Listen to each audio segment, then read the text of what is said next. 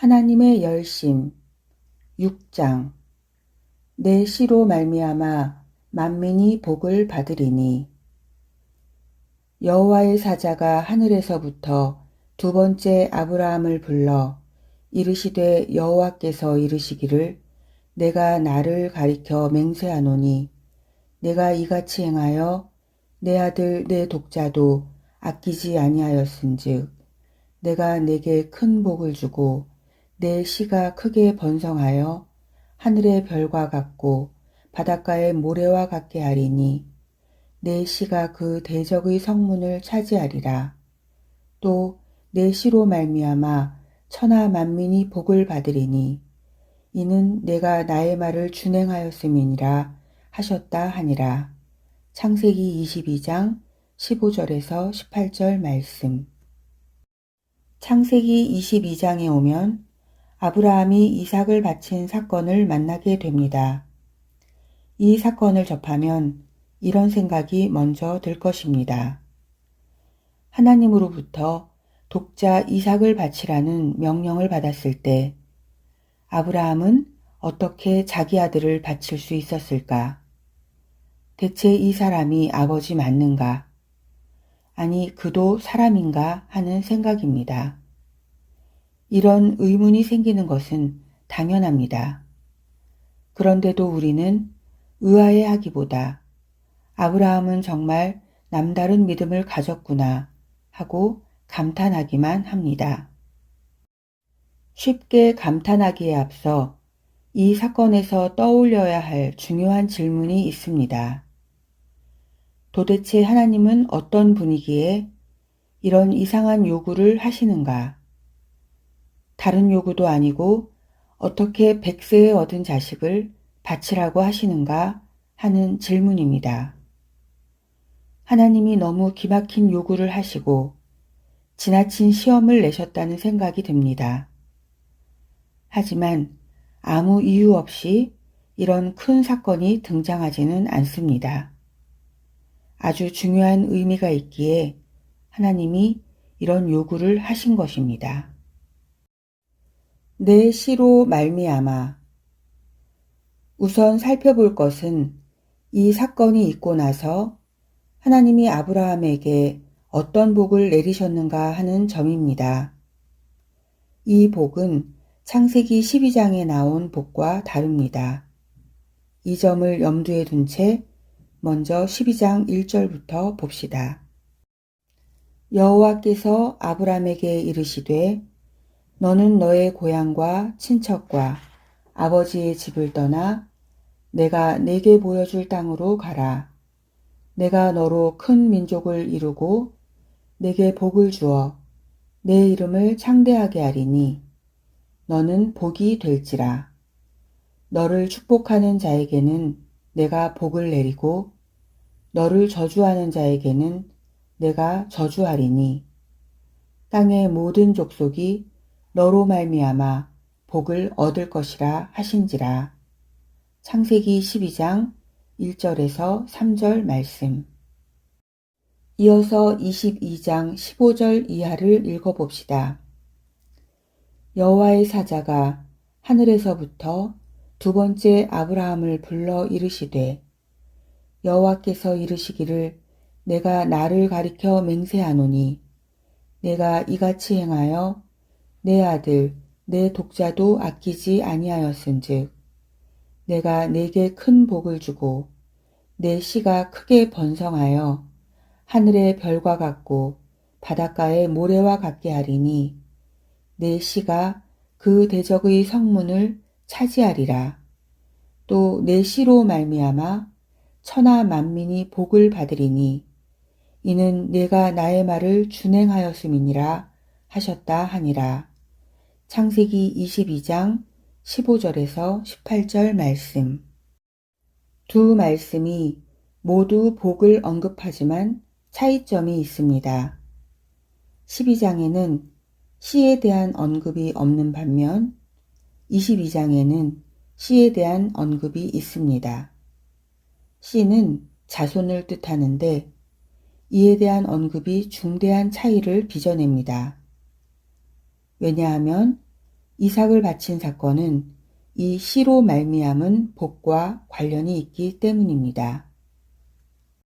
창세기 22장의 핵심 내용은 18절에 들어 있습니다.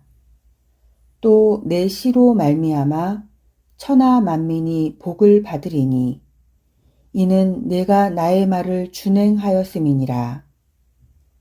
여기서 눈여겨보아야 할 대목은 내 씨로 말미암아입니다. 내 씨는 예수 그리스도를 가리키는데 곧 예수 그리스도로 말미암아 천하 만민이 복을 받아 모든 민족에게서 신자들이 생겨날 것을 암시해주고 있습니다.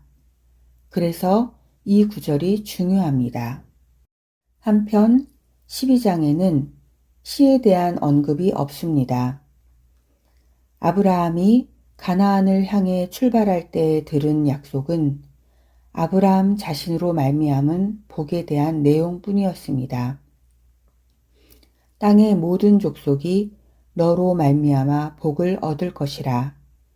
창세기 12장 3절 말씀 라는 약속을 들은 아브라함은 자기로 말미암아 땅의 모든 족속에게 복이 주어질 것이라고만 알고 있었습니다.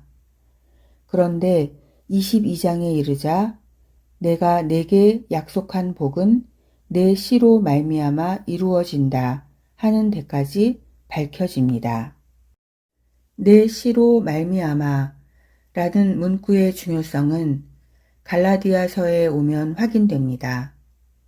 갈라디아서 3장 16절을 봅시다. 이 약속들은 아브라함과 그 자손에게 말씀하신 것인데 여럿을 가리켜 그 자손들이라 하지 아니하시고 오직 한 사람을 가리켜 내 자손이라 하셨으니 곧 그리스도라. 하나님이 아브라함에게 주신 약속의 분명한 의미가 이 구절로 말미암아 비로소 드러납니다. 하나님이 아브라함에게 줄곧 약속해 오신 내용을 살펴보면 이렇습니다. 내가 이 땅을 너와 내 자손에게 주리라. 내 자손은 하늘의 별과 같고 바다의 모래 같으리라. 아브라함은 많은 수의 자손을 얻게 될 것이며 그 후손들은 가나안 땅에서 살게 될 것이라는 약속입니다. 약속이 의미하는 바를 좀 더 정확히 드러내려면 자손보다는 자손들이라고 표현했어야 좋을 것입니다. 그런데 갈라디아서에서는 하나님이 아브라함에게 복을 약속하실 때에 자손들이 아니라 자손이라고만 언급하셨음을 강조하며 내 자손이라고 일컬어진 그 한 사람은 예수 그리스도임을 밝히고 있습니다. 그렇다면 하나님이 아브라함에게 내내 약속해 오신 복의 핵심은 단지 자손들이 별처럼 모래처럼 많아지는 큰 복을 누린다는 사실에 있지 않다는 점이 명확해집니다.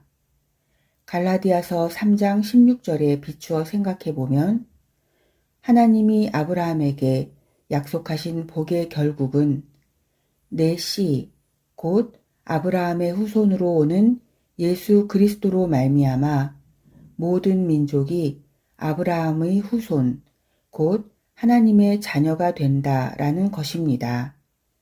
하나님은 이 약속에 담긴 의미를 아브라함으로 하여금 몸소 깨닫게 하려고 그에게 이삭을 바치라고 요구하신 것입니다. 없는 자, 이삭. 이삭을 바치라는 명령에 담긴 의미는 무엇일까요? 이 명령은 17장에 나온 할례를 행하라는 말씀과 관련 있습니다. 할례의 의미를 다시 생각해 봅시다. 창세기 17장 9절입니다. 하나님이 또 아브라함에게 이르시되 그런즉 너는 내 언약을 지키고 내 후손도 대대로 지키라. 너희 중 남자는 다 할례를 받으라. 이것이 나와 너희와 너희 후손 사이에 지킬 내 언약이니라. 너희는 포피를 베어라. 이것이 나와 너희 사이의 언약의 표징이니라. 너희의 대대로 모든 남자는 집에서 난 자나 또는 너희 자손이 아니라 이방 사람에게서 돈으로 산 자를 막론하고 난 지 8일 만에 할례를 받을 것이라. 너희 집에서 난 자든지 너희 돈으로 산 자든지 할례를 받아야 하리니 이에 내 언약이 너희 살에 있어 영원한 언약이 되려니와 할례를 받지 아니한 남자 곧 그 포피를 베지 아니한 자는 백성 중에서 끊어지리니 그가 내 언약을 배반하였음이니라. 창세기 17장 9절에서 14절 말씀. 앞장에서 우리는 할례가 죽음을 선포하는 저주인 동시에 구원의 표라는 점에 대해 살펴보았습니다. 이번 장에서는 할례가 상징하는 바를 할례 행위의 본질에 접근하여 살펴보기로 합니다. 이를 통해 이삭을 바친 사건의 의미를 더 잘 이해할 수 있을 것입니다. 할례는 인간의 살을 잘라내는 의식인데 할례를 어느 부위에 행하는지 생각해 보면 이 상징이 의미하는 바가 참으로 무섭다는 것을 알게 됩니다.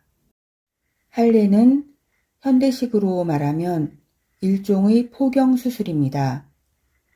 포피를 잘라내는 것은 더 이상 생산할 수 없게 생식 능력을 끊어버리는 것을 상징합니다. 이는 얼마나 분명한 상징인지 모릅니다.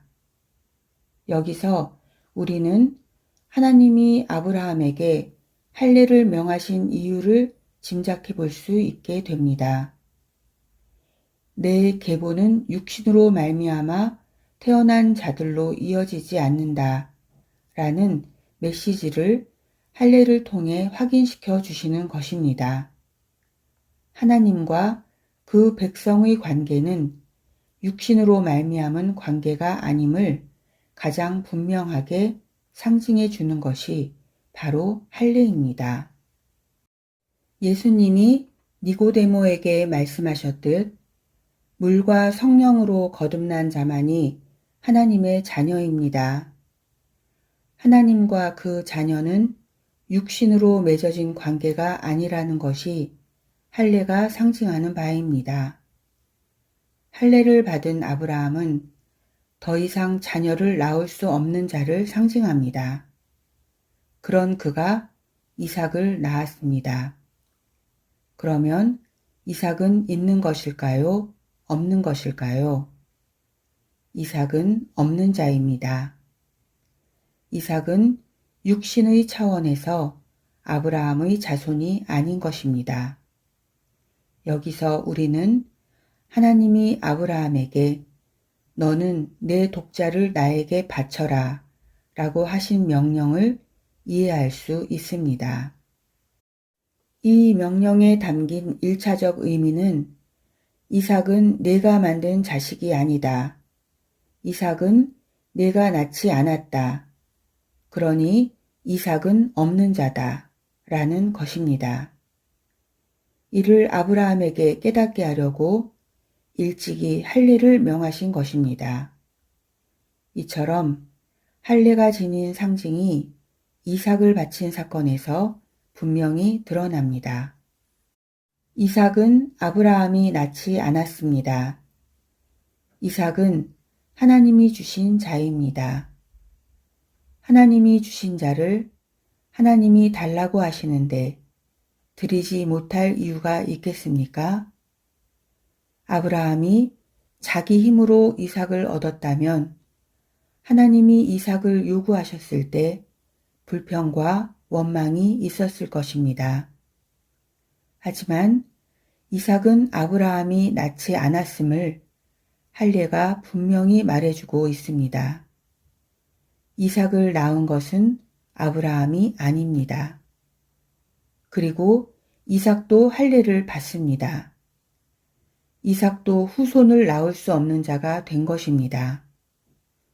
이삭은 원래 없는 자여서 자기 힘으로 자식을 낳을 수 없는 존재입니다. 이처럼 이삭은 부모가 낳지 않은 존재, 인간의 힘으로는 얻을 수 없는 존재, 원래 없는 존재를 상징합니다. 우리는 다 죽은 자, 죄인입니다. 그런데 우리가 살아 있습니다. 성경이 말씀하신 대로 거듭났기 때문입니다. 우리는 육적 존재, 곧 육신의 후손이 아닙니다. 할례 사건을 통하여 아브라함도 이삭도 육신의 차원으로는 이해될 수 없는 존재라는 것을 알게 됩니다. 이삭이 아브라함의 후손인 것은 육적 차원이 아닌 영적 차원의 후손이라는 말입니다. 그는 하나님 안에서 태어난 자입니다. 할례를 통하여 드러난 사실은 무엇입니까? 육신의 차원에서는 아브라함도 이삭도 더 존재할 가치가 없는 자, 존재 자체가 아예 없는 자라는 사실입니다. 이런 차원에서 보면 하나님이 아브라함에게 이삭을 바치라고 한 의미를 비로소 이해할 수 있습니다. 이삭을 바치라고 하신 명령에는 아들 이삭이든 아브라함 자신이든 하나님이 아니고서는 있을 수 없는 존재라는 사실이 전제되어 있는 것입니다. 두 사람 다 살아있을 수 없는 자들이었습니다. 아브라함은 죽은 자입니다. 따라서 아브라함의 육체는 자식을 낳을 수 없습니다. 그러니 이삭은 없는 자입니다. 아브라함은 할례를 통하여 이 사실을 깨달았기에 아들 이삭을 바치러 갈 수 있었던 것입니다. 내 아들 이삭은 원래 없는 자다. 그는 죽음이 더 어울리는 존재다. 하는 점을 아브라함이 인정한 것입니다. 이는 비단 이삭에게만이 아니라 아브라함 자신에게도 해당하는 사실이었습니다. 이삭을 바치라는 하나님의 명령에 아브라함이 순종한 것은 이런 의미를 지닙니다. 이삭과 아브라함 자신은 없는 존재라는 사실에 대한 아브라함의 동의이자 항복인 것입니다.